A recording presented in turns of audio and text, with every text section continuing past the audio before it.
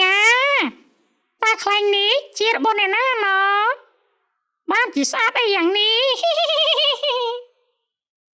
វានៅមុខផ្ទះរបស់យើងហើយវាគឺជារបស់យើងតែប៉ុណ្ណោះ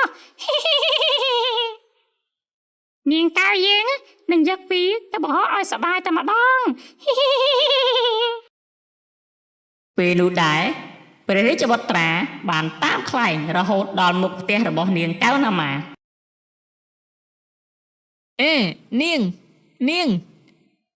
យខ្ញុំសុំខ្លែងមកវិញបានទេបើនាងចង់បានអ្វីខ្ញុំនឹងឲ្យនាងបានទេខ្លែងនេះវាជារបស់ខ្ញុំម្ចាស់ហើយខ្ញុំម្ចាស់មិនឲ្យទៅព្រះអង្គបានទេតែបើព្រះអង្គព្រមធ្វើជាស្វាមីរបស់ខ្ញុំម្ចាស់នឹងឲ្យខ្លែងនេះទៅព្រះអង្គវិញអូខេអញ្ចឹងនាងឲ្យខ្លែងមកខ្ញុំសិនណាចាំខ្ញុំទៅដល់ព្រះរាជវាំងខ្ញុំនឹងប្រាប់ឲ្យគេមកដង្ហែនាងចូលព្រះរាជវាំងជាមិនខានឡើយសូមបងប្អូនអរគ្នាកុំភ្លេចជួយចុច Subscribe និងរូបកណ្ដឹង Channel ខ្ញុំម្នាក់មួយផងដើម្បីទទួលបានរឿងភាគពេញទាំងអស់គ្នាបងប្អូនរឿងចិត្តចាញ់ឲ្យបងប្អូនកុំភ្លេចជួយចុច Subscribe ម្នាក់មួយផងបាទអរគុណច្រើនបាយបាយ